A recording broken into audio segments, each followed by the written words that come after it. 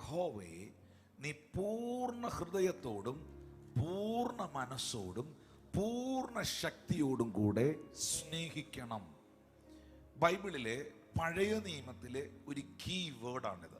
Old ടെസ്റ്റ്മെന്റിൽ മോശയ്ക്ക് ദൈവം കൊടുത്ത തോറായിൽ, പഞ്ചഗ്രന്ഥങ്ങളിൽ, ഉൽപ്പത്തി, പുറപ്പാട്, ലേവ്യ, സംഖ്യ, ആവർത്തനം, ഈ 5 പുസ്തകങ്ങളിലെ ഒരു കീ വേർഡാണ് ഡ്യൂട്രോണമി ചാപ്റ്റർ 6 വേർഡ് 5.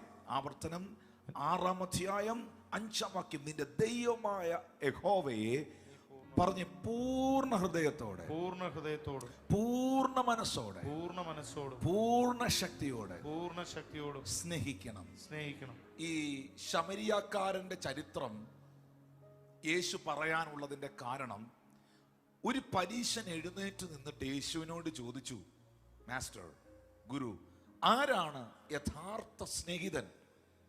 യേശു പറഞ്ഞു, ഒരു മനുഷ്യൻ ജെറുസലേമിൽ നിന്ന് ജെരിക്കോയിലേക്ക് പോകുമ്പോൾ കള്ളന്മാരുടെ കയ്യിൽ അകപ്പെട്ടു.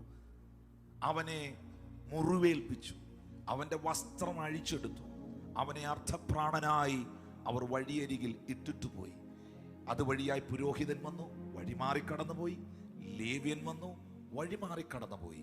എന്നാൽ ഒരു ശമര്യനോ അതുവഴി വന്നിട്ട് അവനെ എടുത്ത് എണ്ണയും വീഞ്ഞും പകർന്ന് മുറിവുകളെ കെട്ടി വാഹനമൃഗത്തിൽ കയറ്റി വഴി അമ്പലത്തിൽ കൊണ്ടുചെന്ന് അവന് രക്ഷ ചെയ്തു.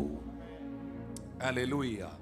എന്നിട്ട് കർത്താവ് ഇങ്ങനെ പറയുകയാണ് അവിടെ, നിന്റെ ദൈവമായ യഹോവയെ നീ പൂർണ്ണ ഹൃദയത്തോടും പൂർണ്ണ മനസ്സോടും പൂർണ്ണ ശക്തിയോടും കൂടെ സ്നേഹിക്കണം എന്ന് എഴുതിയിരിക്കുന്നുവല്ലോ. ആ എഴുതിയിരിക്കുന്നതാണ് ആവർത്തനം 6:5 നമ്മൾ വായിച്ച എഴുതപ്പെട്ടതാണ്. ലോഗോസ് ആണ്. ഓൾറെഡി എഴുതപ്പെട്ട, പറയപ്പെട്ട, ഉറപ്പിക്കപ്പെട്ട വചനമാണ്.